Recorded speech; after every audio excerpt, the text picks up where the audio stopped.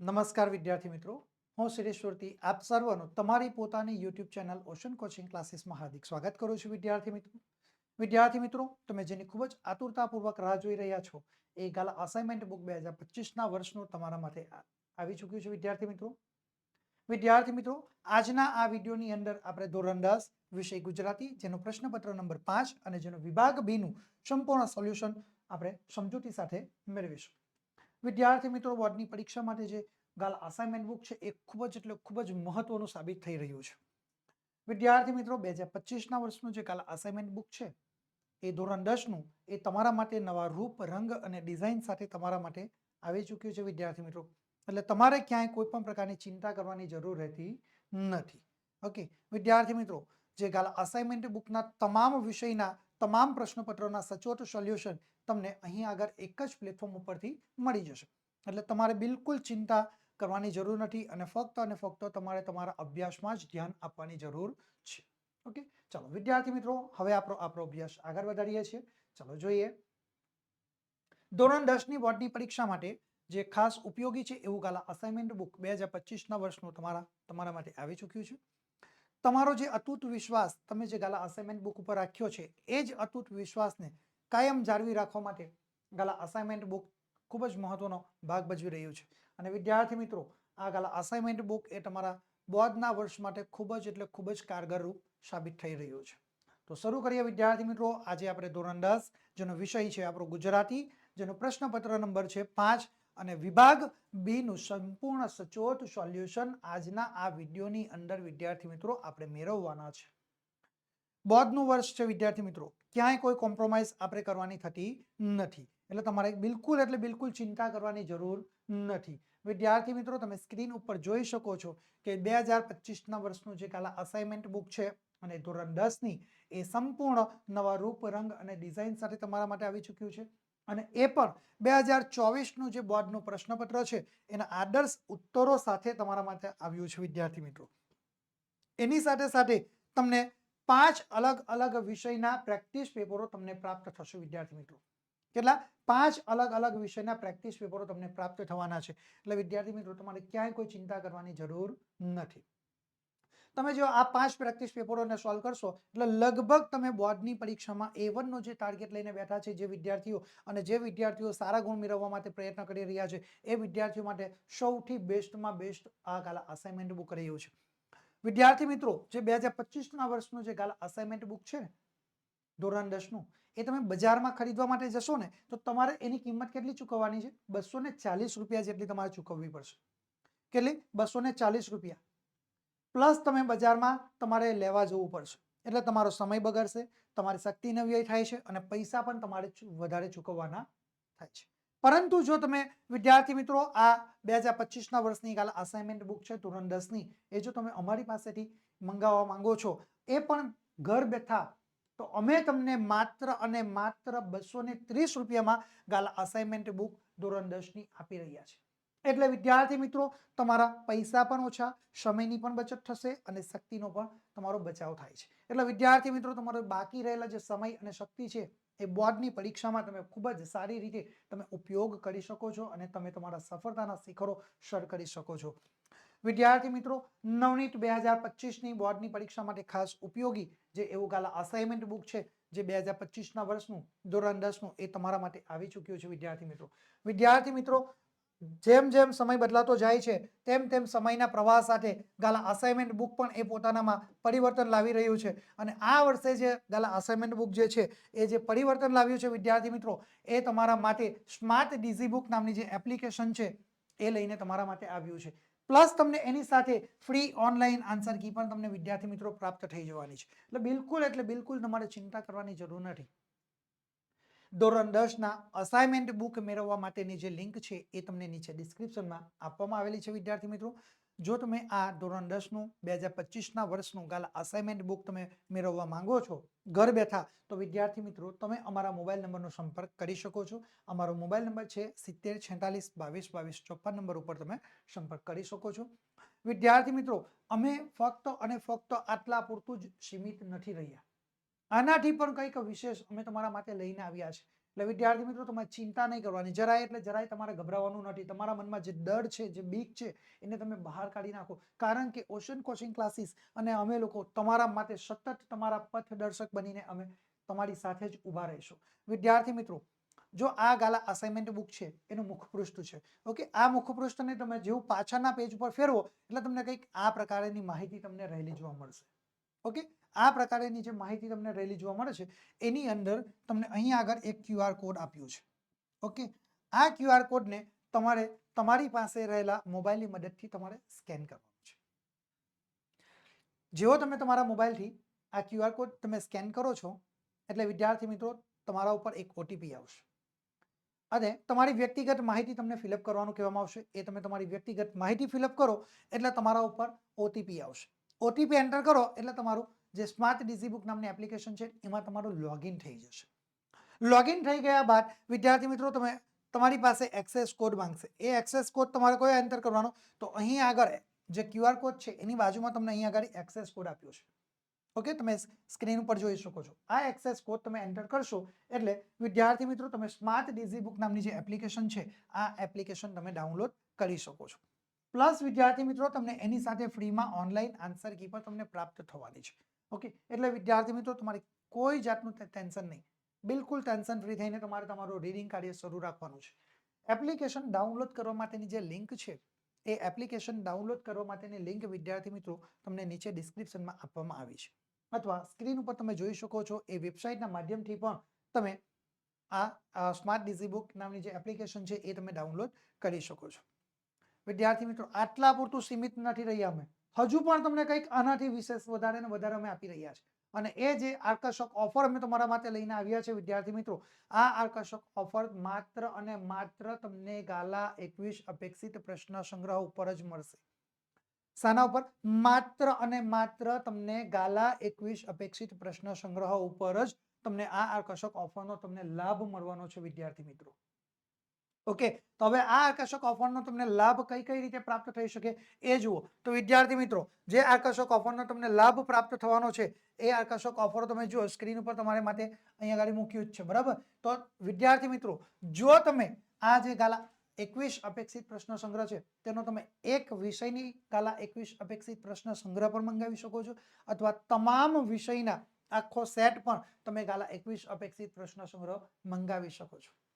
હવે વિદ્યાર્થી મિત્રો તમને જબરજસ્ત જે બેનિફિટ થવાનો છે ક્યાં થશે કે જો તમે અમારી પાસેથી તમામ વિષયના, બરાબર, તમામ વિષયની ગાલા 21 અપેક્ષિત પ્રશ્ન સંગ્રહનો આખો સેટ ખરીદો છો તો વિદ્યાર્થી મિત્રો અમે તમને ફ્રીમાં ધોરણ 10 નું 2025 ના વર્ષનું ગાલા અસાઇનમેન્ટ જે બુક છે એ તમને બિલકુલ વિના મૂલ્યે આપી રહ્યા છે. જબરજસ્ત તમને ઓફર અહીંયા આગળથી અમારા તરફથી આપવામાં આવી રહી છે. એટલે કે 2025ના વર્ષનું ગાલા 21 અપેક્ષિત પ્રશ્નો સંગ્રહના આખા સેટની ખરીદી પર તમને ગાલા અસાઇનમેન્ટ ધોરણ 10ની જે બુક છે એ તમને વિના મૂલ્યે અમારા તરફથી આપવામાં આવશે. હવે વિદ્યાર્થી મિત્રો તમને આટલી ઓફર પૂરતા પણ અમે સીમિત નથી રહ્યા, હજુ પણ તમારા માટે ઓફર છે, હજુ પણ જબરજસ્ત ઓફરો છે અને આ આકર્ષક ઓફરો તમને અત્યારે બતાવીએ છીએ. જો વિદ્યાર્થી મિત્રો તમે અમારી પાસેથી 300 રૂપિયા કે 300 રૂપિયા કરતાં વધુની ખરીદી કરો, કેટલા રૂપિયા? 300 રૂપિયા કે 300 રૂપિયા કરતાં વધુની જો તમે ખરીદી કરશો તો અમે તમને 15% સુધી ડિસ્કાઉન્ટનો લાભ આપીએ છીએ. કેટલા? 15% સુધી ડિસ્કાઉન્ટનો અમે તમને લાભ આપી રહ્યા છીએ. અને વિદ્યાર્થી મિત્રો આ 15% સુધી ડિસ્કાઉન્ટ મેળવવા માટેનો યુઝર પ્રોમો કોડ રહ્યો છે NAV15. કયો છે? NAV15. એના માટેનો યુઝર પ્રોમો કોડ તમારા માટે રહેલો જોવા મળશે. હવે ઘણા બધા વિદ્યાર્થીઓના હમણાં પર ફોન આવે છે, મેસેજ આવે છે કે સર અમે તો તમારા જૂના વિદ્યાર્થીઓ છે. તો વિદ્યાર્થી મિત્રો ચિંતા નહીં કરો, સર આટલું ડિસ્કાઉન્ટ ઓછું છે, થોડું ડિસ્કાઉન્ટ વધારી આપો. તો વિદ્યાર્થી મિત્રો અમે તમારી માંગને અમે સ્વીકારી અને તમારે એ જે ડિસ્કાઉન્ટ છે એ ડિસ્કાઉન્ટ થોડો 5%નો વધારો કરી આપ્યો છે. અને એ ડિસ્કાઉન્ટ અમે તમારા માટે 20% સુધીનું કર્યું છે. કેટલા? 20% સુધીનો ડિસ્કાઉન્ટ અમે તમને આપી શકીએ. પરંતુ ક્યારે આ 20% સુધીનો ડિસ્કાઉન્ટ મળશે? કે જ્યારે તમે 500 રૂપિયા કે 500 રૂપિયા કરતાં વધુની ખરીદી કરો છો તો અમે તમને વિદ્યાર્થી મિત્રો આ જે 20% ડિસ્કાઉન્ટ છે એ 20% ડિસ્કાઉન્ટનો લાભ આપીશું. એટલે વિદ્યાર્થી મિત્રો તમારે ક્યાંય કોઈ પણ પ્રકારની ચિંતા કરવાની જરૂર નહીં રહે. આ 20% સુધીનો ડિસ્કાઉન્ટ મેળવવા માટેનો યુઝર પ્રોમો કોડ રહ્યો છે NAV20. કયો? NAV20. 20 એના માટેનો તમારો યુઝર પ્રોમો કોડ રહેલો જોવા મળશે. એટલે વિદ્યાર્થી મિત્રો આટલી જબરજસ્ત આકર્ષક ઓફરો તમને માત્ર અને માત્ર અહીં એક જ જગ્યા ઉપરથી મળશે. અને જો વિદ્યાર્થી મિત્રો તમને વધારે પડતી માહિતી મેળવવી હોય તો તમે અમારા મોબાઈલ નંબરનો સંપર્ક કરી શકો છો. અમારો મોબાઈલ નંબર છે 7046222254 નંબર ઉપર પણ તમે સંપર્ક કરી શકો છો.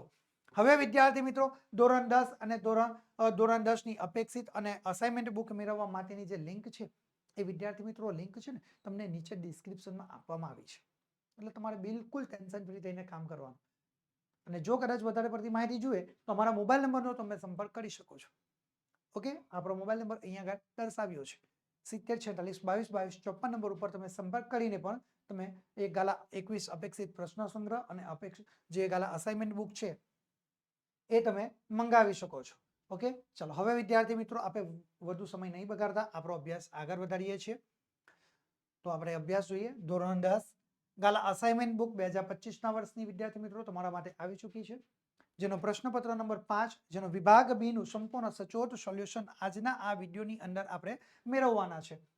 વિદ્યાર્થી મિત્રો આજના આ વિડીયોની અંદર આપણે વિભાગ બી નું સંપૂર્ણ સચોટ સોલ્યુશન આપણે મેળવવાના છે. વિદ્યાર્થી મિત્રો વિભાગ બી જે છે એ વિભાગ બી તમારા માટે કુલ 20 ગુણનો છે. ઓકે, કુલ કેટલા ગુણનો છે? 20 ગુણનો વિદ્યાર્થી મિત્રો તમારા માટે આ વિભાગ રહેલો છે. અને વિભાગ બી એ વિદ્યાર્થી મિત્રો તમારા માટે પદ્ય વિભાગ છે, એટલે કે કાવ્યમાંથી તમારા વિભાગ બી ની અંદર તમને પ્રશ્ન પૂછવામાં આવશે. એટલે બિલકુલ તમારે ટેન્શન લેવાનું જરૂર નથી, કારણ કે પાઠ્યપુસ્તક આધારિત જ આ વિભાગ આપણો રહ્યો છે. હવે વિદ્યાર્થી મિત્રો તમારા માટે સૌથી પહેલા સૂચના આવી ગઈ છે કે નીચેના જોડકા યોગ્ય રીતે જોડીને ફરીથી પાછા તમારે લખવાના છે. કુલ કેટલા ગુણ છે એના? કુલ તમને એના 4 ગુણ મળવાપાત્ર થશે વિદ્યાર્થી મિત્રો. ક્યારે આ 4 ગુણ તમને ક્યારે મળવાપાત્ર થશે? કે જો તમે અહીં આગળ દર્શાવેલ જે જોડકા છે એના સાચા જવાબ આપશો તો. અન્યથા તમે જવાબ સાચા ન આપશો તો વિદ્યાર્થી મિત્રો તમારા ગુણ કટ થઈ જશે. ઓકે, એટલે એક બાબતનું ખાસ તમારે ધ્યાન રાખવાનું છે. ચાલો હવે વિદ્યાર્થી મિત્રો અહીં આગળ જુઓ, આપણે અ વિભાગની અંદર આપણને કૃતિ દર્શાવી છે અને બ વિભાગની અંદર આપણને સાહિત્ય પ્રકારો દર્શાવેલા છે. ઓકે, ચલો હવે વિદ્યાર્થી મિત્રો આપણે જુઓ કે અહીં આગળ તમને સ્ક્રીન ઉપર જોઈ શકો કે 17 નંબરની અંદર જે કૃતિ છે એ કઈ છે? સૌથી પહેલામાં પેલું કે વૈષ્ણવજન. બરાબર, કઈ કૃતિ આપી છે? સૌથી પહેલા તમને અહીં આગળ 17 નંબર પર વૈષ્ણવજનની કૃતિ આપી છે. એ બ વિભાગની અંદર જે સાહિત્ય પ્રકાર છે એમાંથી એનો સાહિત્ય પ્રકાર કયો છે એ વિદ્યાર્થી મિત્રો તમારે જાણવાનું છે. તો સૌથી પહેલા આપણે શું લખવાનું? તો 17 નંબર વૈષ્ણવજન. તો વૈષ્ણવજનનો સાહિત્ય પ્રકાર શું છે? તો ભાઈ આપણે જોઈએ તો વૈષ્ણવજન જે કાવ્ય છે આપણા ધોરણ 10 ની અંદર પ્રથમ કાવ્ય આવે છે અને એનો સાહિત્ય પ્રકાર છે પદ. બરાબર, એનો સાહિત્ય પ્રકાર શું છે? ડ પદ. ઓકે, તો આ સૌથી પહેલા આપણો અહીંયા સાહિત્ય પ્રકાર આપણો તૈયાર થઈ ગયો. એટલે જે કૃતિ છે 17 વૈષ્ણવજન એનો સાહિત્ય પ્રકાર થશે ડ પદ. ઓકે, ચાલો ત્યાર પછી બીજા નંબરની જે કૃતિ છે એ 18 નંબર પર કે બોલીએ ના કાંઈ. શું 18 નંબરની જે કૃતિ કઈ છે કે ભાઈ બોલીએ ના કાંઈ. બરાબર, હવે જો આ બોલીએ ના કાંઈ કૃતિ જે છે એનો સાહિત્ય પ્રકાર કયો છે? તો ભાઈ એનો સાહિત્ય પ્રકાર આપણને ગીત કાવ્ય આપણને એનો સાહિત્ય પ્રકાર આપણને રહેલો જોવા મળશે. ઓકે, ચાલો આ જ રીતે આપણે ત્રીજા નંબર અહીંયા આગળ જોઈએ કે ભાઈ 19 નંબરનો પ્રશ્ન છે કે માધવને દીઠો છે ક્યાંય. એ જે કૃતિ છે એનો સાહિત્ય પ્રકાર શું છે? તો આપણે જવાબ લખી શકીએ કે ભાઈ માધવને દીઠો છે ક્યાંય એ જે કૃતિ છે એનો સાહિત્ય પ્રકાર આપણે લખી શકીએ કે ભાઈ ઉર્મી ગીત. બરાબર, આ રીતે અહીંયા આપણે જવાબ લખી શકીએ છીએ ઉર્મી ગીત. અને ત્યાર પછી 20 નંબરની જે કૃતિ છે કે કુલ દીપક થાવું કઠિન. બરાબર, કુલ દીપક થાવું કઠિન. હવે વિદ્યાર્થી મિત્રો આ જે કુલ દીપક થાવું કઠિન એ શું છે ભાઈ? કઈ કૃતિ છે? બરાબર, જે કૃતિ છે એનો સાહિત્ય પ્રકાર આપણે કયો લઈશું? તો ભાઈ આપણે એનો સાહિત્ય પ્રકાર લઈએ ડુહા. બરાબર, એટલે કે ડુહો. આ રીતે વિદ્યાર્થી મિત્રો તમે સાચા જવાબ લખી શકો છો. હવે વિદ્યાર્થી મિત્રો યાદ રાખવાનું તમારે કે તમારે બોર્ડની પરીક્ષાની અંદર આ પ્રકારે તીરની નિશાની કરવાની નથી. બોર્ડની પરીક્ષાની અંદર વિદ્યાર્થી મિત્રો તમારે આ પ્રકારે નિશાની કરવાની જરૂર નથી.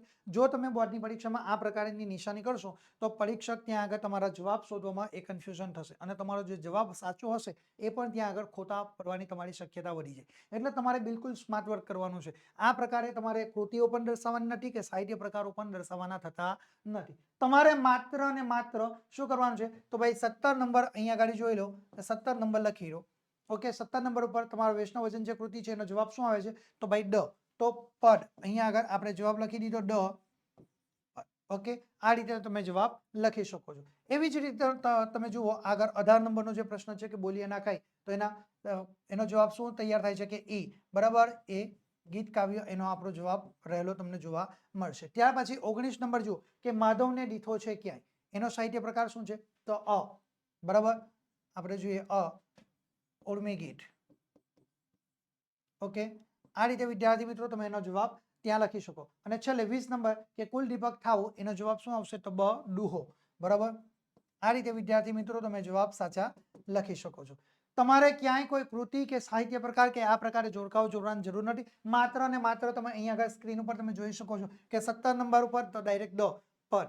18 નંબર ઈ ગીત, 19 નંબર તો ભાઈ અ, ઉર્મી ગીત, 20 નંબર બ, ડૂહો. આટલો જ તમારે જવાબ લખવાનો છે. અને આ રીતે વિદ્યાર્થી મિત્રો તમે જો કામ કરશો એટલે એનાથી શું ફાયદો થશે કે તમારો ડાયરેક્ટ જવાબ તૈયાર થશે. તમારે ક્યાંય કોઈ પણ પ્રકારના પ્રશ્નો લખવાના નથી. તમારો અહીંયા આગળ આ પ્રકારે ડાયરેક્ટ જવાબ લખવાથી તમારા સમયમાં જબરજસ્ત બચાવ થશે. અને આ જે તમારો જે સમય બચે છે ને, એ તમારો લેખન વિભાગ જે ડી વિભાગ આવશે ને, એમાં તમે ભરપૂર માત્રામાં તમારી મૌલિકતાનો જે ઉપયોગ કરવાનો છે, એ મૌલિકતાના ઉપયોગ કરવાની અંદર તમે એક લેખન વિભાગની અંદર તમે તમારો બાકીનો સમય છે એ ઉપયોગમાં લઈ શકો છો. જો આ રીતે વિદ્યાર્થી મિત્રો તમે જવાબ લખશો એટલે તમને જે 4 ગુણનો જે જોડકાનો પ્રશ્ન છે, એ તમારા 4 ગુણ તમારા અહીંયા તમને મળવા પાત્ર થઈ જશે. ઓકે, તો આ રીતે વિદ્યાર્થી મિત્રો તમારે જોડકા જોડવાના રહેશે. એટલે કોઈ પ્રકારે તમારે ચિંતા કરવાની જરૂર નથી.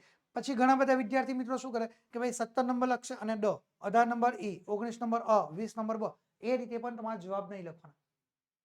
તમારે જવાબ અહીંયા આગળ દર્શાવ્યા એ જ પ્રમાણે પૂરેપૂરા દર્શાવવાના છે. 17 નંબર તો ડ, પદ. 18 નંબર ઈ ગીત, 19 નંબર અ, ઉર્મી ગીત, 20 નંબર બ, ડૂહો. આ રીતે તમે જવાબ તમારે દર્શાવવાના થશે. ઓકે, ચાલો હવે વિદ્યાર્થી મિત્રો આપણે આગળની સૂચના જોઈએ. આગળની સૂચના તમારા માટે આવી ગઈ છે વિદ્યાર્થી મિત્રો કે બ, કૌંસમાં આપેલા વિકલ્પોમાંથી યોગ્ય વિકલ્પ પસંદ કરવાનો છે અને તમારે ખાલી જગ્યા પૂરવાની છે, જેના કુલ ગુણ તમને રહેશે 4 ગુણ. કેટલા ગુણ છે? 4 ગુણ છે. એક ખાલી જગ્યાનો 1 ગુણ. હવે વિદ્યાર્થી મિત્રો જુઓ કે કૌંસમાં આપેલા વિકલ્પોમાંથી, એટલે કે જે તમને ખાલી જગ્યા આપી છે, એ ખાલી જગ્યાની નીચે તમને વિકલ્પો આપવામાં આવ્યા છે. હવે આ વિકલ્પોમાંથી સાચો જવાબ તમારે શોધવાનો છે અને દર્શાવવાનો છે. અહીં એક જવાબ સાચો છે અને 2 જવાબ તમારા ખોટા છે. ઓકે, તો આપણે સાચો જવાબ દર્શાવવાનો થશે. તો આપણે જોઈએ 21 નંબરની ખાલી જગ્યા કે દીકરી સ્વર્ગમાં ખાલી જગ્યા ઝલકમાં દેખાય છે. શું છે તમારો પ્રશ્ન? જે ખાલી જગ્યા આપણી પાસે આવી છે, તો દીકરી એ સ્વર્ગમાં ખાલી જગ્યા ઝલકમાં દેખાય છે. ઓકે, તો અહીંયા વિકલ્પ આપણને શું આપ્યા છે કે દેવોની, બ, દેવીઓની અને ત્રીજો નંબરનો ઓપ્શન છે અપ્સરાની. તો આપણે જવાબ શું લખી શકીએ? તો ભાઈ દીકરી એ સ્વર્ગમાં દેવીઓની ઝલકમાં દેખાય છે. કોની? દેવીઓની ઝલકમાં દેખાય છે. તો આપણો જવાબ શું થયો? 21 નંબરમાં દેવીઓની. ઓકે, તો આ રીતે જવાબ લખશો એટલે 1 ગુણ તમને મળવા પાત્ર થઈ જાય. તમારે માત્ર અને માત્ર શું કરવાનું? જવાબ દર્શાવવાના છે. બરાબર છે? તમારે આ પ્રકારે ખાલી જગ્યા દર્શાવવાની નથી કે એના વિકલ્પો પણ તમારે લખવાના નથી. સાચો જવાબ જે આવે છે એ તમારે 21 નંબર કરવાનો અને દેવીઓની, બસ એટલો જવાબ લખી દેવાનો. ઓકે, ચાલો. એવી જ રીતે વિદ્યાર્થી મિત્રો 22 નંબરની ખાલી જગ્યા છે. સિલવંત સાધુના ચિત્તની વૃત્તિ ખાલી જગ્યા હોય છે. ઓકે, શું છે જુઓ, સિલવંત સાધુના ચિત્તની જે વૃત્તિ છે એ ખાલી જગ્યા હોય છે. કેવી હોય છે સિલવંત સાધુના ચિત્તની વૃત્તિ? તો અહીંયા વિકલ્પ આપણને આપ્યા છે સદાચારી, પવિત્ર અને નિર્મળ. ઓકે, જુઓ સદાચારી, પવિત્ર અને નિર્મળ. તો આપણે સાચો જવાબ લખી શકીએ છીએ કે ભાઈ સિલવંત સાધુના ચિત્તની વૃત્તિ એ નિર્મળ હોય છે. ઓકે, તો આપણો જવાબ તમારો તૈયાર થઈ ગયો, નિર્મળ. ઓકે, આ રીતે તમે લખી શકો અને 1 ગુણ અહીંયા પણ તમે મેળવી શકો છો વિદ્યાર્થી મિત્રો. ત્યાર પછી 23 નંબરનો 23 નંબરની ખાલી જગ્યા જોઈએ. કવિએ ધ્યાનને ખાલી જગ્યા રંગનું કહ્યું છે. કવિએ ધ્યાનને ખાલી જગ્યા રંગનું કહ્યું છે. અહીંયા આગળ જુઓ તમને 3 વિકલ્પ આપ્યા, સફેદ, ભગવા અને લીલા. તો કવિએ ધ્યાનને ખાલી જગ્યા રંગનું કહ્યું છે, તો જવાબ શું આવશે? તો આપણે લખી શકીએ કે ભગવા રંગનું. ઓકે, તો કવિએ ધ્યાનને ભગવા રંગનું કહ્યું છે. આ રીતે વિદ્યાર્થી મિત્રો સરસ મજાનો આપણે જવાબ લખી શકીએ છીએ. ઓકે, ચાલો, અને 1 ગુણ તમે મેળવી શકશો. હવે આપણે જોઈએ 24 નંબરની ખાલી જગ્યા. વહેણના પાણીને ખાલી જગ્યા ઝીલે છે. શું છે? વહેણના પાણીને ખાલી જગ્યા ઝીલે છે. વિકલ્પ છે સાગર, નદી અને ધોધ.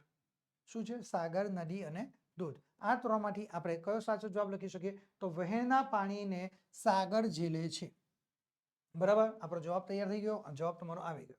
બરાબર, તો અહીંયા આગળ આ પણ એક ગુણ તમને મળવા પાત્ર થાય. એટલે જો તમારા 4 4 ખાલી જગ્યા સાચી પડશે તો જ વિદ્યાર્થી મિત્રો તમને 4 ગુણ મળવા પાત્ર થશે, અન્યથા તમને ગુણ મળવા પાત્ર થવાના નથી. ઓકે, તો તમારે અહીંયા આગળ કઈ રીતે લખવાના છે જવાબ? તો 21 નંબર દેવીઓની, 22 નંબર નિર્મળ, 23 નંબર ભગવા, 24 નંબર સાગર. બસ આટલું ટૂંકમાં, બિલકુલ ટૂંકમાં. તમારે કોઈ જગ્યા ઉપર ખાલી જગ્યા કે એના વિકલ્પો દર્શાવવાના નથી. તમારે ભરપૂર માત્રામાં વિદ્યાર્થી મિત્રો સમયની બચત કરવાની છે, કારણ કે લેખન વિભાગ જે છે ને તમારો સેક્શન ડી, એની અંદર તમે એનો ઉપયોગ કરી શકશો. ઓકે, ચાલો હવે વિદ્યાર્થી મિત્રો આપણે આપણો અભ્યાસ થોડો આગળ વધારીએ. તો આગળની સૂચના તમારા માટે આવી ચૂકી છે વિદ્યાર્થી મિત્રો. તો આપણે જોઈએ ક નીચે આપેલા પ્રશ્નોના એક વાક્યમાં ઉત્તર લખો. શું છે? નીચે આપેલા પ્રશ્નોના એક વાક્યમાં ઉત્તર લખો. 2 ગુણ છે. કેટલા છે? 2 ગુણ. હવે વિદ્યાર્થી મિત્રો જો ધ્યાન રાખજો કે આપેલા પ્રશ્નોના એક વાક્યમાં ઉત્તર લખવાના છે. કેટલા? એક વાક્ય. એટલે અહીંયા આગળ તમને જે પ્રશ્નો આપ્યા છે ને, તમને કુલ 2 પ્રશ્નો પૂછાશે. કેટલા? 2. અને આ બંને પ્રશ્નો તમારે ફરજિયાત લખવાના છે. એક પ્રશ્નોનો 1 ગુણ અને બીજા એક પ્રશ્નોનો 1 ગુણ. ઓકે, તો એ પ્રકારે તમારે કામ કરવાનું છે. હવે જો 25 નંબરનો પ્રશ્ન તમારા માટે સ્ક્રીન ઉપર આવી ચૂક્યો છે કે વાચ કાચ મન નિર્મળ રાખે એટલે શું? વાચ કાચ મન નિર્મળ રાખે એટલે શું? તો આપણે જવાબ લખી શકીએ છીએ કે વાચ કાચ મન નિર્મળ રાખે એટલે વાણી, ચારિત્ર અને મનને સ્થિર રાખવું. શું? વાચ કાચ મન નિર્મળ રાખે એટલે વાણી, ચારિત્ર અને મનને સ્થિર રાખવું. વિદ્યાર્થી મિત્રો, વાચ કાચ મન એ ખૂબ જ ચંચળ છે.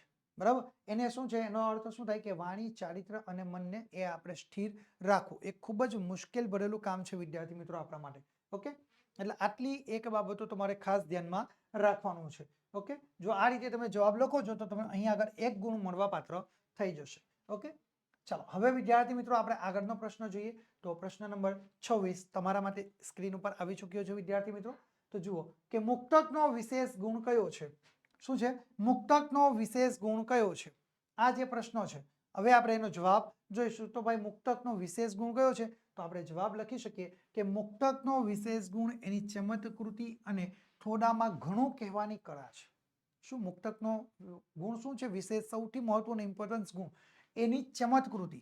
શું છે? એની ચમત્કૃતિ અને થોડામાં ઘણું કહેવાની કળા એ મુક્તકનો વિશેષ ગુણ છે. સૌથી મહત્વનો અને સૌથી ઇમ્પોર્ટન્ટ, થોડામાં ઘણું કહેવું. બરાબર, એ અહીંયા ગાડી મુક્તકનો સૌથી વિશેષ ગુણ રહેલો જોવા મળશે. જો તમે આ રીતે જવાબ લખો છો એટલે 1 ગુણ તમને વિદ્યાર્થી મિત્રો મળવા પાત્ર થઈ જશે. ઓકે, તો આ રીતે તમે જવાબ તમારે દર્શાવવાનો છે. માત્ર ને માત્ર વિદ્યાર્થી મિત્રો તમારે 26 નંબર કરીને ડાયરેક્ટ જવાબ લખવાનો છે. પ્રશ્ન ક્યાંય કોઈ જગ્યા ઉપર તમારે લખવાના નથી. ઓકે, ચાલો હવે આપણે આગળ જોઈશું વિદ્યાર્થી મિત્રો. ચાલો હવે આગળની સૂચના તમારા માટે આવી ગઈ છે કે નીચે આપેલા પ્રશ્નોના 3-4 વાક્યમાં ઉત્તર લખો. શું છે? નીચે આપેલા પ્રશ્નોના 3-4 વાક્યમાં તમારે ઉત્તર લખવાના છે. હવે વિદ્યાર્થી મિત્રો અહીંયા તમને વિકલ્પ પ્રાપ્ત થઈ જશે. એટલે કે જે તમને 3 પ્રશ્ન પૂછાશે, બોર્ડની પરીક્ષામાં તમને 3 પ્રશ્નો પૂછાશે અને તમારે લખવાના કેટલા છે? કોઈ પણ 2. હવે આ 2 પ્રશ્નોના જવાબ તમે કયા લખી શકશો? તો સૌથી સારામાં સારી રીતે, સૌથી સહેલામાં સહેલી રીતે તમે જે જવાબ લખી શકો છો એ જ 2 પ્રશ્નોના તમારે ઉપયોગ કરવાના છે. બાકી તમને જે પ્રશ્નોનો જવાબ નથી આવડતો એને તમારે છેડવાની જરૂર નથી. ઘણીવાર ઘણા બધા વિદ્યાર્થી શું કરે કે એક પ્રશ્નનો જવાબ લખશે, 1 કે 2 લીટી લખે અને પછી એ જવાબ ખોટો કરી નાખે છે. એનાથી શું થશે કે તમારી નેગેટિવ ઇફેક્ટ એ પરીક્ષકના મન ઉપર થશે. એટલે પરીક્ષક તમને જેટલા ગુણ આપવાની ઈચ્છા ધરાવશે એની કરતાં તમારા ગુણ તમને ઓછા મળવા પાત્ર થાય છે. એટલે વિદ્યાર્થી મિત્રો અહીંયા આગળ 2 પ્રશ્નો છે અને 2 પ્રશ્નોના કુલ કેટલા ગુણ છે? 4. એક પ્રશ્નના 2 ગુણ એટલે 2 પ્રશ્નો છે એના 4 ગુણ તમારા તૈયાર થઈ જશે. હવે જુઓ 27 નંબરનો પ્રશ્ન તમારા માટે સ્ક્રીન ઉપર આવી ચૂક્યો છે કે નીચેની કાવ્ય પંક્તિઓ તમારે સમજાવવાની છે. ઓકે, તો જુઓ નીચેની કાવ્ય પંક્તિ તમારે સમજાવવાની છે. તો પંક્તિ તમારા માટે અહીંયા આગળ આવેલી છે. ઓકે, કે હું મારી માટીનો જાયો, હું ગુર્જર અવતાર. શું છે? કઈ પંક્તિ છે? હું મારી માટીનો જાયો, હું ગુર્જર અવતાર. મારે શિર ભારત માતાની આશીષનો વિસ્તાર. શું છે? મારે શિર ભારત માતાની આશીષનો વિસ્તાર. આ જે પંક્તિ તમને આપેલી છે, આ પંક્તિને તમે કઈ રીતે સમજાવી શકશો? બરાબર, તો સૌથી પહેલા તમારે પેરેગ્રાફ પાડીને લખવાની શરૂઆત કરવાની છે. કે ભાઈ પ્રસ્તુત જે કાવ્ય છે કઈ કે હું મારી માતીનો જાયો હું ગુર્જર અવતાર મારે શ્રી ભારત માતાની આશીષનો વિસ્તાર, આ જે કાવ્ય પંક્તિ છે એના દ્વારા કવિએ ભારત માતાનો મહિમા રજૂ કર્યો છે. એના દ્વારા ભારત માતાનો જે મહિમા છે એ રજૂ કર્યો છે. કવિ કહે છે કે હું ભારત માતાનો પુત્ર છું, હું ભારત માતાનો પુત્ર છું, ભલે જન્મે ગુજરાતી છું, ભલે મારો જન્મ ગુજરાતમાં થયો જેના કારણે હું ગુજરાતી કહેવો, પણ ઉમાશંકર જોશીએ કહ્યું છે એમ હું ગુર્જર ભારતવાસી છું. પરંતુ શું કહ્યું છે કે ઉમાશંકર જોશીએ કહ્યું છે એમ હું ગુર્જર ભારતવાસી છું. મારી નસોમાં ભારત માતાનું લોહી વહી રહ્યું છે અને મારા શરીરની નસે નસની અંદર ભારત માતાનું લોહી વહી રહ્યું છે અને મારા માથે મારી ભારત માતાના શુભાશીષ પણ રહ્યા છે ને મારા માથા ઉપર ભારત માતાના શુભાશીષ પણ હંમેશા માટે મારી સાથે રહ્યા છે. આ રીતે વિદ્યાર્થી મિત્રો તમે સરસ મજાનો જવાબ લખીને તમે 2 ગુણનો જે આ જવાબ છે એ તમે પૂરેપૂરા 2 ગુણમાંથી 2 ગુણ મેળવી શકો છો. પરંતુ ક્યારે તમે આ 2 ગુણમાંથી 2 ગુણ મેળવી શકો? જ્યારે તમારું લખાણ સ્પષ્ટ એકદમ સુંદર અક્ષરે, બરાબર, મોતીના દાણા જેવા તમારા અક્ષર હોય, એકદમ પદ્ધતિસર લખાણ કરેલું હશે અને તમે મુખ્ય જે પોઈન્ટ છે, મુખ્ય મુદ્દાઓ તેને પેન્સિલથી તમે અંડરલાઈન કરીને હાઇલાઇટ કરેલા હશે, તમારા જવાબમાં ક્યાંય છેકછાક ન થયેલું હોય, ત્યારે તમે પૂરેપૂરા ગુણ મેળવી શકો છો. અન્યથા વિદ્યાર્થી મિત્રો તમે પૂરેપૂરા ગુણ મેળવી શકવાના નથી. ઓકે, ચલો આપણે આગળ જોઈશું. એ પહેલા વિદ્યાર્થી મિત્રો 2025ની બોર્ડની પરીક્ષા હવે વિદ્યાર્થી મિત્રો ખૂબ નજીક આવી ચૂકી છે. હવે વિદ્યાર્થી મિત્રો તમારા વાંચવાનો સમય પણ તમારા માટે ઓછો રહ્યો છે અને સતત ઘણા બધા વિદ્યાર્થીઓના ફોન પર ફોન આવી રહ્યા છે કે સર આઈએમપી આપો. એટલે અમે વિદ્યાર્થી મિત્રો તમારા માટે ધોરણ 10 માટે વિષય ગુજરાતીનો એક આઈએમપી બેચ લઈને આવી ચૂક્યા છે. કયો? તો આઈએમપી બેચ તમારા માટે અમે લઈને આવ્યા છે ધોરણ 10નો ગુજરાતી વિષયનો.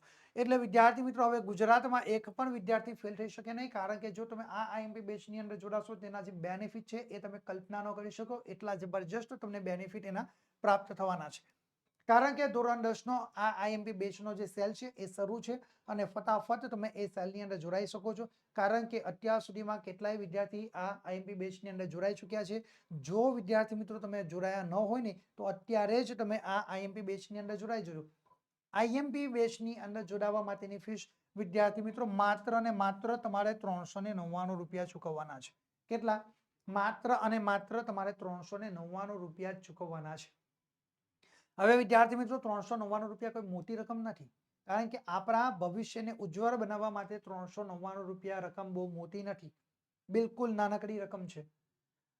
જો વિદ્યાર્થી મિત્રો આ તમે આઈએમપી બેચમાં જોડાશો, એના જે બેનિફિટ તમને મળશે ને એવા તમે વિચાર્યા પણ ન હોય, એટલા જબરજસ્ત તમને બેનિફિટ મળવાના છે.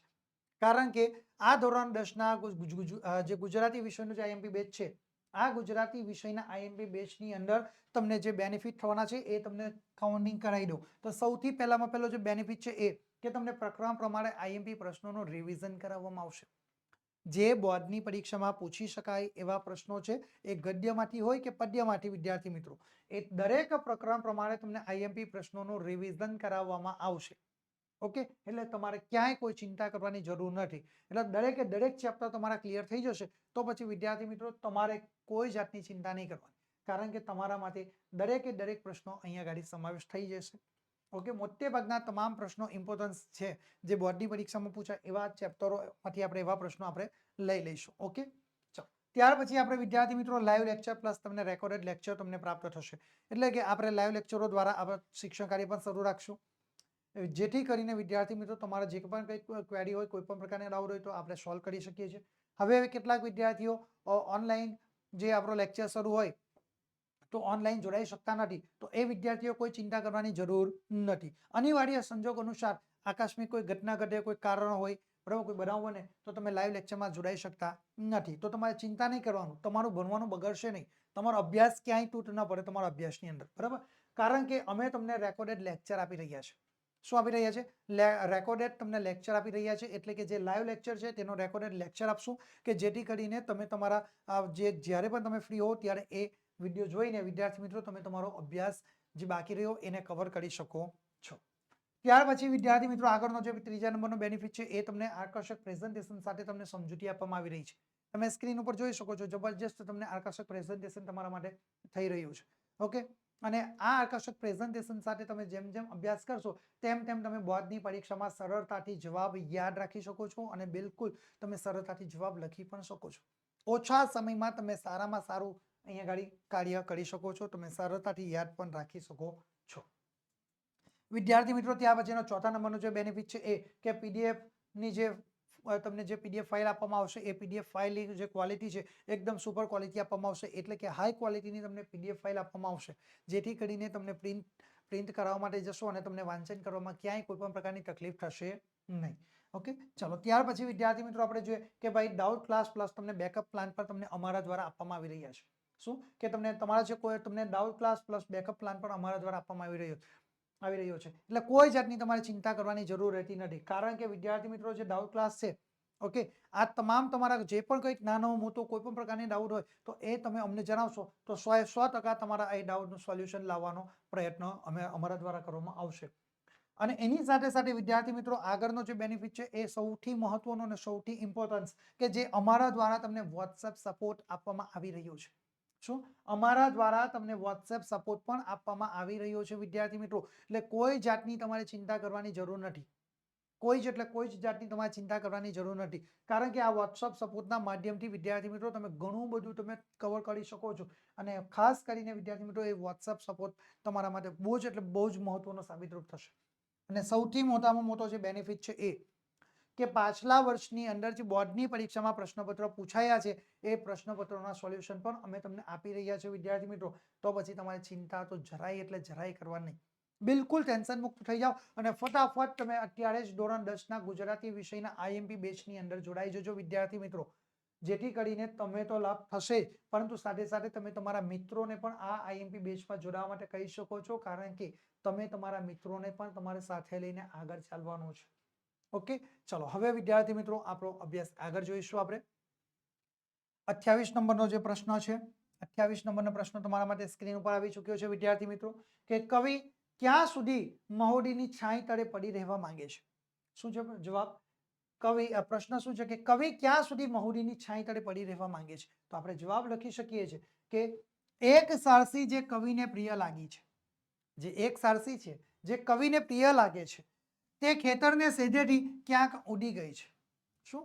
એક સારસી છે જે કવિને પ્રિય લાગી છે, પરંતુ તે જે સારસી છે તે ખેતરને સેજેથી ક્યાંક ઉડી ગઈ છે.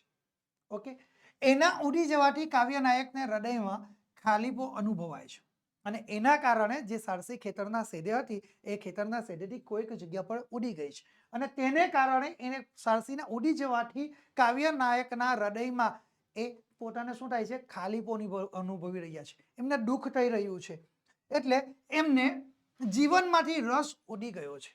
બિલકુલ કોઈ જ પ્રકારના કાર્યમાં હવે અહીં આગળ કવિને રસ રહ્યો નથી જીવનમાં.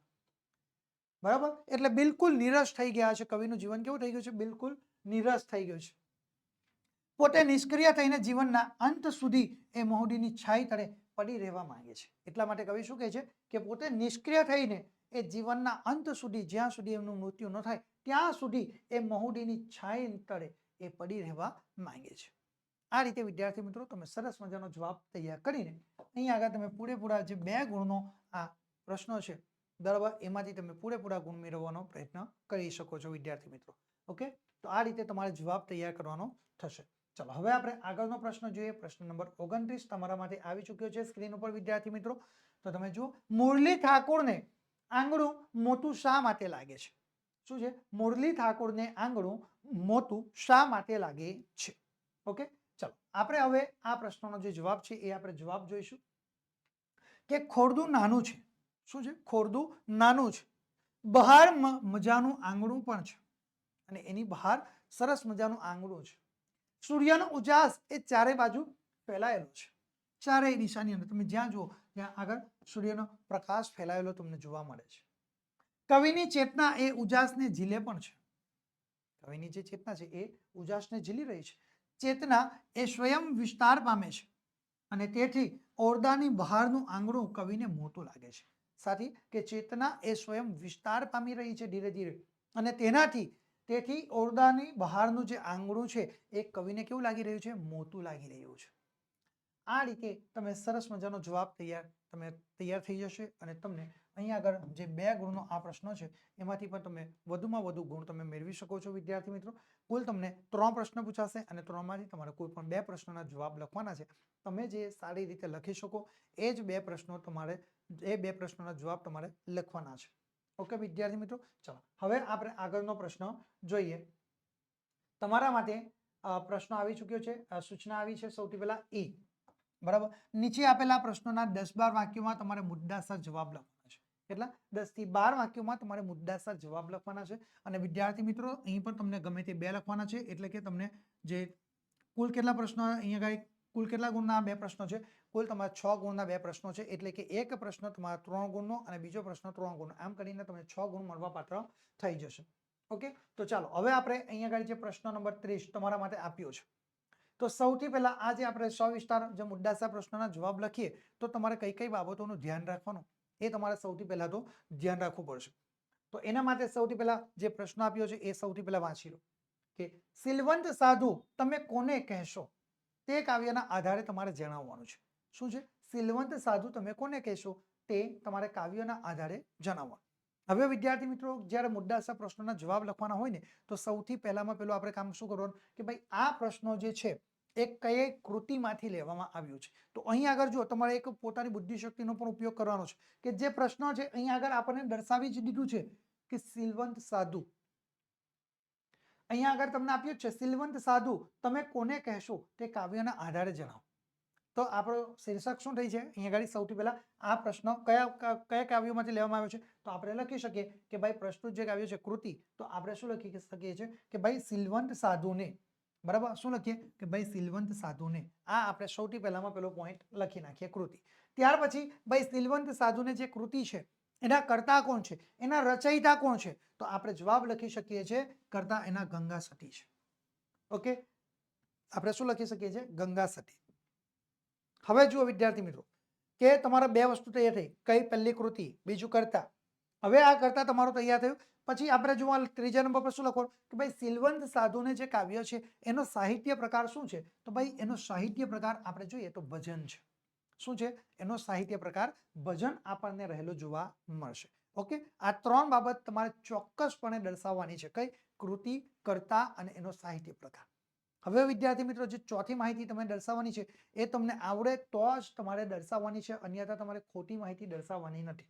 ઓકે, તો કઈ છે ચોથા નંબરની માહિતી એ જુઓ તો ભાઈ સાહિત્ય સંદર્ભ. સાહિત્ય સંદર્ભ એટલે શું કે ભાઈ આપણી જે કૃતિ છે, જે ગદ્ય છે કે પદ્ય, બરાબર, એ શેમાંથી લેવામાં આવ્યું છે. તો અહીંયા આગળ જો કૃતિ સિલવંત સાધુને તો એ પદ્ય છે, તો આપણું જે સિલવંત સાધુને જે પદ્ય છે એટલે કે કાવ્ય એ શેમાંથી લેવામાં આવ્યું છે, તો ભાઈ આપણે જોઈએ તો જે સિલવંત સાધુને જે કાવ્ય છે એ ગંગા સતીની ભજન ગંગામાંથી લેવામાં આવ્યું છે. શેમાંથી લેવામાં આવ્યું છે? ગંગા સતીના ભજન ગંગામાંથી લેવામાં આવ્યો છે, બરાબર. ગંગા સતીના જે ભજન છે, બરાબર, ભજન ગંગા, બરાબર, ગંગા સતીની જે ભજન ગંગા એમાંથી એ લેવામાં આવેલો આપણને જોવા મળશે. તો આટલી માહિતી આપણી તૈયાર થઈ ગઈ. ત્યાર પછી આપણે શું લખી શકીએ છીએ? ચલો ત્યાર પછી વિદ્યાર્થી મિત્રો આપણે જોઈએ તો પેરેગ્રાફ પાડીને તમે લખવાની શરૂઆત કરી શકો. કઈ રીતે? તો ભાઈ સિલવંત સાધુને જે પદમાં ગંગા સતીએ પાનબાઈને ચારિત્રવાન સાધુને ઓળખી તેનો જ સંગ કરવાની સલાહ આપતા એ સિલવંત સાધુના લક્ષણો આપણને દર્શાવ્યા છે. શું? સિલવંત સાધુને પદમાં ગંગા સતીએ પાનબાઈને ચારિત્રવાન સાધુને ઓળખીને તેનો જ સંગ કરવાની, કોને ઓળખવાનો? ચારિત્રવાન સાધુને, એટલે કે સિલવંત સાધુને ઓળખીને તેનો જ સંગ કરવાની સલાહ આપતા સિલવંત સાધુના સાચા લક્ષણો કયા કયા છે તે આપણે ઓળખાવાના છે, બરાબર. તો એના સિલવંત સાધુના સાચા લક્ષણો કયા કયા છે એ સિલવંત સાધુના આપણે સાચા લક્ષણો જોઈશું. તો સૌથી પહેલા તો સિલવંત સાધુ એ ચારિત્રશીલ હોય છે. કેવા હોય છે? સિલવંત સાધુ ચારિત્રશીલ હોય છે. અને સિલવંત સાધુઓ હંમેશા નિર્મળ અને પવિત્ર હોય છે. કેવા હોય છે? તેઓ હંમેશા નિર્મળ અને પવિત્ર રહેલા જોવા મળે છે. આથી જ પરમાત્માની એમના ઉપર કૃપા વરસે છે. કોના ઉપર? તો સિલવંત સાધુની ઉપર પરમાત્માની કૃપા વરસે છે. એમનું લક્ષ્ય તો કેવળ પરમાર્થ જ હોય છે. કોનું? સિલવંત સાધુનું લક્ષ્ય તો માત્ર અને માત્ર પરમાર્થ જ હોય છે. એમને કેવળ પરમાત્માના વચનોમાં જ વિશ્વાસ છે. કોના વચનોમાં? પરમાત્માના વચનોમાં જ વિશ્વાસ છે. એમના મન, વચન અને વાણીમાં એકરૂપતા હોય. કોના? સિલવંત સાધુના મન, વાણી અને વિચારમાં એકરૂપતા રહેલી હોય છે. બરાબર. એ આંખે પહોળ એ દિવ્યાનંદમાં રહે છે. કોણ? એ આંખે પહોળ એ દિવ્યાનંદની અંદર એ રહેતા હોય છે. એમની તુરીય અવસ્થા જાગી ગઈ હોય છે. કઈ અવસ્થા? તુરીય અવસ્થા એમની જાગી ગયું છે. અને સાચો સિલવંત સાધુ એ મોહમાયાથી પર હોય છે. અને આ જગતના મિથ્યા અભિમાનની અંદર એ રચ્યો પચ્યો રહેતો નથી, પરંતુ સાચો સિલવંત સાધુ એ મોહમાયાથી પર હોય છે. અને આવા સંતનો સંગ કરવાથી સંસારને આપણે તળી જઈ શકીએ છીએ, અથવા તો તળી જવાય છે. આ રીતે વિદ્યાર્થી મિત્રો આપણે સાચો જવાબ લખીને પૂરેપૂરા ગુણ મેળવી શકીએ. બરાબર. તો સિલવંત સાધુના જે લક્ષણો છે એ તમે લખી શકો છો અને પરીક્ષામાં સારામાં સારા તમે ગુણ પણ મેળવી શકો છો. બરાબર. તો વિદ્યાર્થી મિત્રો આટલું પણ તમે લખી શકો છો. અંદર તમે તમારા મૌલિકતાનો ઉપયોગ કરીને પણ તમે લખી શકો છો. ઓકે. ચલો હવે આગળનો 31 નંબરનો જે પ્રશ્ન છે કે વતનથી વિદાય થતા, જો વતનથી વિદાય થતા કવિની ભ્રમણા જ તેમની વેદનાને કઈ રીતે ઘેરી બનાવે છે. 31 નંબરના પ્રશ્નમાં શું છે કે વતનથી વિદાય થતા કવિની ભ્રમણા જ તેમની વેદનાને કઈ રીતે ઘેરી બનાવે છે. તો સૌથી પહેલો મુદ્દો કે આ જે પ્રશ્ન છે એ કયા કાવ્યોમાંથી લેવામાં આવ્યો, તો અહીંયા આપ્યું છે વતનથી વિદાય થતા. શું છે અહીંયા આગળ તમને દર્શાવ્યું છે કે વતનથી વિદાય થતા. તો આપણી કૃતિ શું થશે? પહેલા લખી દઉં કે ભાઈ કૃતિ વતનથી વિદાય થતા. તૈયાર થઈ ગયું. ચાલો હવે જે વતનથી વિદાય થતા જે કૃતિ છે એના કરતા કોણ છે? તો ભાઈ આપણે લખી શકીએ કે જયંત પાઠક. કોણ છે એના કરતા કોણ છે? જયંત પાઠક. ચાલો હવે જે વતનથી વિદાય થતા જે કૃતિ છે તેનો સાહિત્ય પ્રકાર શું છે? તો આપણે તેનો સાહિત્ય પ્રકાર લખી શકીએ ભાઈ સોનેટ. શું છે એનો સાહિત્ય પ્રકાર? સોનેટ. થઈ ગયું. આટલી 3 વસ્તુ સૌથી તમારા માટે ઇમ્પોર્ટન્સ. ત્યાર પછી આપણે વતનથી વિદાય થતા જે અહીંયા આગળ આપણી જે કૃતિ છે એ શેમાંથી લેવામાં આવી છે? તો ભાઈ એનો સાહિત્ય સંદર્ભ શું છે? તો ભાઈ એનો સાહિત્ય સંદર્ભ છે અંતરિક્ષમાંથી. વતનથી વિદાય થતા જે કાવ્યો છે શેમાંથી લેવામાં આવી છે? તો ભાઈ અંતરિક્ષમાંથી લેવામાં આવી છે. ઓકે. આટલી બાબત તમારી તૈયાર થઈ જાય એટલે તમારે પેરેગ્રાફ પાડીને લખવાની શરૂઆત કરવાની કે વતનથી વિદાય થતા કવિ વન, જન, ડુંગર, નદી, વતનની કોતરો, ખેતર વગેરેને આંખોથી વારંવાર મન ભરીને જોઈ લે છે. શું? કવિ જ્યારે એ પોતાના વતનથી વિદાય થાય છે ત્યારે કવિ પોતાના વતનના વન, જન, ડુંગર, નદી, વતનની કોતરો, ખેતરો વગેરેને એ આંખોથી વારંવાર એ મન ભરીને જોઈ લેવા ઈચ્છે છે.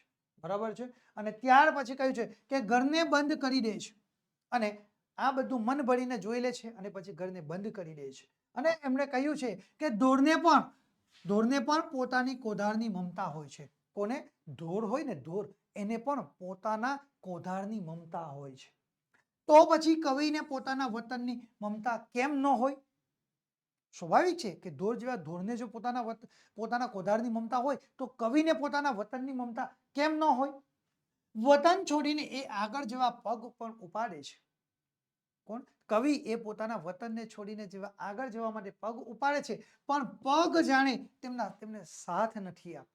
પરંતુ તેમના જે પગ છે એ તેમને સાથ નથી આપતા. મહા મહેનતે કવિ આગળ તો વધે છે, પરંતુ ત્યાં રસ્તામાં વૃક્ષની કાંટાળી ડાળી એ આડી આવે છે. કવિ એના પગ આગળ નથી વધતા. મહા મહેનતે જેમ તેમ કરીને કવિ પોતાના પગને આગળ વધારે છે, પરંતુ ત્યાં રસ્તામાં વૃક્ષની કાંટાળી ડાળી તેમની આડી આવી જાય છે. શું થાય છે? વૃક્ષની જે કાંટાળી ડાળી છે તે આગળ આડી આવી છે. તેમ છતાં એ જવાનું તો છે જ. તેમ છતાં પણ ભલે ને વૃક્ષની કાંટાળી ડાળી આડી આવી જાય, પરંતુ આપણે જવાનું તો છે જ. એટલે કવિ કહે છે કે ચાલો જીવ પોતાના અસ્વસ્થ કરી દે છે. એટલે કવિ કહે છે કે ચાલો જીવ એટલે શું? ચાલો જીવ એટલે શું? પોતાને આશ્વસ્ત કરે છે. પોતે પોતાની જાતને એ જવા માટે તૈયાર કરે છે. વહી ગયેલો સમય પાછો આવવાનો નથી, ઉપરવાસ તો જવાનું જ છે. જે સમય વહી ગયો છે ને એ ફરી પાછો ક્યારેય નહીં આવે. આપણે ઉપરવાસ જવાનું તો છે જ. એટલે આંખના આંસુને લૂછી નાખો. શું કહે છે? આંખમાંથી જે આંસુની ધાર વહી રહી છે એને સાફ કરી નાખો. વીતી ગયેલા દિવસોની યાદનો ભારો એ માથે લઈ ગુલામની જેમ આગળ વધો. અને જે દિવસો વીતી ગયા છે એ વીતી ગયેલા દિવસોની યાદનો જે ભારો છે એ ભારાને માથે મૂકી એક ગુલામની જેમ તમે ધીરે ધીરે આગળ વધો. જુઓ, આ કૂતરો પણ વતનની સીમ સુધી જ એ આપણો સાથ આપવાનો છે. શું કહ્યું છે? સરસ એક ઉદાહરણ આપ્યું કે જુઓ, આ કૂતરો પણ આપણા વતનની જે સીમ છે ત્યાં સુધી જ એ આપણી સાથે આવશે. એ વતનની સીમ જેવી પૂરી થશે એટલે ફરી પાછો વળીને એ પાછો વતનમાં જતો રહેશે. એ સીમથી આગળ આવી શકતો નથી. ત્યાં તેમને આભાસ થાય છે કે દૂર જાણે રિશાર બાળકને બે હાથ ઊંચા કરીને તેમની બા તેમને બોલાવતી હતી. શું થાય છે? ત્યાં એ કવિને પોતાને આભાસ થાય છે કે દૂર જાણે કે રિસાર બાળકને બે હાથ ઊંચા કરીને તેમની માં તેમને બોલાવી રહ્યું હોય ને એવો કવિને અનુભવ થાય છે. કવિની જે આ ભ્રમણા જ તેમની વેદનાને એ વધુ ને વધુ ઘેરી પણ બનાવતી જોવા મળે છે. આ રીતે વિદ્યાર્થી મિત્રો સરસ મજાનો જવાબ તમે તૈયાર કરી શકો છો અને વધુમાં વધુ તમે ગુણ મેળવી શકો છો. ઓકે, ચાલો હવે વિદ્યાર્થી મિત્રો આપણે આગળનો પ્રશ્ન જોઈએ અને આપણો પ્રશ્નપત્ર નંબર 5 વિભાગ બી નો આ છેલ્લો પ્રશ્ન છે વિદ્યાર્થી મિત્રો. 32 નંબરનો પ્રશ્ન તમારા માટે સ્ક્રીન ઉપર આવી ચૂક્યો છે કે ચાંદલ્ય લોકગીતમાં આલેખાયેલા કુટુંબ જીવનના સંબંધોનું મધુર ચિત્ર તમારે આલેખવાનું છે. ઓકે, જો હવે સૌથી પહેલા આપણે આપણા નિયમ પ્રમાણે કે ભાઈ આ પ્રશ્ન કઈ કૃતિમાંથી લેવામાં આવ્યો છે તો અહીંયા આપણને આપ્યું છે કે ભાઈ ચાંદલ્ય. હવે અહીંયા આગળ જુઓ, ચાંદલ્ય લોકગીતમાં પ્રશ્ન શું વાંચો? ચાંદલ્ય લોકગીતમાં તો આપણો એનો સાહિત્ય પ્રકાર પણ આપી દીધો. કયો? કે ભાઈ લોકગીત. તો તમારે બે વસ્તુ તૈયાર થઈ ગયું એટલે તમારે બહુ ઓછી મહેનત કરવાની છે. ઓકે, તો ચાલો સૌથી પહેલામાં પહેલું આપણે શું લખશું? તો ભાઈ આ ચાંદલ્યો જે પ્રશ્નો છે એની કૃતિ કઈ છે? તો ભાઈ આપણે લખી શકીએ. બરાબર, તો આપણે લખી શકીએ છીએ કે ભાઈ ચાંદલ્યો એ કઈ કૃતિ? કૃતિનું નામ શું છે? ચાંદલ્યો. સૌથી પહેલો આપણો પોઈન્ટ તૈયાર થઈ ગયો. ત્યાર પછી એનો સાહિત્ય પ્રકાર આપણે શું લખી શકીએ? તો લોકગીત આપેલું છે તો આપણે અહીંયા લખી શકીએ કે લોકગીત. હવે વિદ્યાર્થી મિત્રો જુઓ કે ચાંદલ્યો જે લોકગીત છે બરાબર એ શેમાંથી લેવામાં આવ્યું છે? બરાબર, તો એ ભાઈ ચાંદલ્ય લોકગીત એનો સાહિત્ય સંદર્ભ શું છે? તો એ શામાંથી લેવામાં આવ્યું છે? તો આપણે લખી શકીએ કે ભાઈ સાહિત્ય સંદર્ભ એ રદિયાળી રાતમાંથી લેવામાં આવ્યો છે. હવે વિદ્યાર્થી મિત્રો જુઓ અહીંયા ગાડી એનો સાહિત્ય પ્રકાર શું છે? કે લોકગીત છે. લોકગીત છે એટલે શું? એનો અર્થ શું થાય? એના રચયિતા કોઈ ન હોય. આપણે એવું કહેવાની જગ્યા ઉપર લોક સમૂહ એ લોકગીતનો રચયિતા છે. આપણે એવું કહી શકીએ. શું કહી શકીએ? અહીંયા ગાડી એના રચયિતા કર્તાની અંદર કે ભાઈ લોકગીતનો કોઈ રચયિતા નથી એવું કહેવાની જગ્યા ઉપર લોક સમૂહ એ લોકગીતનો રચયિતા છે. આપણે એવું કહી શકીએ. એટલે અહીંયા આગળ આ ચાંદલ્યો જે કાવ્યો છે બરાબર જે લોકગીત એની અંદર આપણે સરસ રીતે આ રીતે માહિતી તૈયાર કરીને આપણે જવાબ લખી શકીએ છીએ અને પેરેગ્રાફ પાડીને વિદ્યાર્થી મિત્રો તમારે લખવાની શરૂઆત કરવાની છે કે ચાંદલ્ય લોકગીત છે. આ લોકગીત એ રાષ્ટ્રીય શાયર ઝવેરચંદ મેઘાણીએ રચેલું છે. કોણે રચ્યું છે? રાષ્ટ્રીય શાયર ઝવેરચંદ મેઘાણી દ્વારા આ લોકગીતની રચના કરવામાં આવી છે. રાષ્ટ્રીય શાયર તરીકે આપણે કોને ઓળખીએ છીએ? તો જવાબ તૈયાર થશે કે ઝવેરચંદ મેઘાણીને. ઓકે, એટલે ચાંદલ્ય લોકગીત છે. આ લોકગીત એ રાષ્ટ્રીય શાયર ઝવેરચંદ મેઘાણીએ રચેલું છે. એમના દ્વારા તૈયાર કરેલું છે. એમણે મધુર કંઠે શરદ પૂનમની રાતે ચાંદલ્ય જે લોકગીત છે એ ગાતી કાવ્ય નાયિકાએ એક એક શબ્દમાં સ્વજનો પ્રત્યેની જે લાગણીને વાચા પણ તેમણે આપી છે. શું છે? એક એક શબ્દમાં પોતાના જે સ્વજનો છે એ સ્વજનો પ્રત્યેની જે લાગણી છે એ લાગણીને તેમણે વાચા આપેલી આપણને જોવા મળે છે. સાસુ સસરા એના પૂર્વજન્મના માતા છે. શું છે? સાસુ સસરા એના પૂર્વજન્મના માતા પિતા છે અને એનો જેઠ જે છે એ અષાઢ મહિનાના વરસાદ જેવો છે. જુઓ અહીંયા માતા પિતા એના સાસુ સસરા છે એને કોની સાથે સરખામણી કરી છે? તો ભાઈ પૂર્વજન્મના માતા પિતા સાથેની સરખામણી કરી. કોની? સાસુ સસરાની. કોની સાથે? એના પૂર્વજન્મના જે માતા પિતા સાથેની સરખામણી કરી છે. હવે જુઓ એના જેઠ છે તો જેઠને કોની સાથે સરખામણી કરી છે? તો ભાઈ અષાઢ મહિનાના વરસાદ જેવા કયા છે. કોણ? એમના જેઠ એ અષાઢ મહિનાના વરસાદ જેવા છે. અને એની જેઠાણી જે છે બરાબર એની જેઠાણી એ અષાઢ મહિનાની ઝબૂકતી વીજળી જેવી છે. જુઓ બધાની પોતાના પરિવારના તમામ સભ્યોની એમણે અહીંયા આગળ સરખામણી કરી છે. ઓકે, એટલે અહીંયા આગળ જુઓ અહીંયા આગળ તેમણે કહ્યું છે કે જેઠ એ અષાઢ મહિનાના વરસાદ જેવો છે અને જેઠાણી એ અષાઢની ઝબૂકતી વીજળી જેવી છે અને એનો જે દિયર છે એ ચંપાના છોડ જેવો છે. કોણ? એમના દિયર કેવો છે? તો ભાઈ ચંપાના છોડ જેવો એના દિયરને કહ્યો છે. અને જે દેરાણી છે, બરાબર, દેરાણી એ છોડની નાજુક પાંદડી જેવી છે. કોના જેવી છે? એ છોડ જે છે એ છોડની પાંદડી જેવી તેમને કહી છે. નરદ એની વાડીની વેલ છે. કોણ? અહીંયા જુઓ, અહીંયા મારા સાસુ સસરા આવી ગયા, એના જેઠ અને જેઠાણી આવી ગયા, બરાબર. ત્યાર પછી અહીંયા આગળ જુઓ, એમના દિયર અને એમના દેરાણી આવી ગયા. હવે કોણ આવશે? અહીંયા જુઓ, એમના નણંદ અને એમના નણદોઈ આવશે. તો એમની આગળ નણંદને એની વાડીની વેલ સાથે સરખાવી છે, અને જે નણદોઈ છે એ તેની વાડીમાંનો એ મોરલા સાથે સરખામણી કરી છે. મોર અથવા તો મોરલા સાથે તેની સરખામણી કરેલી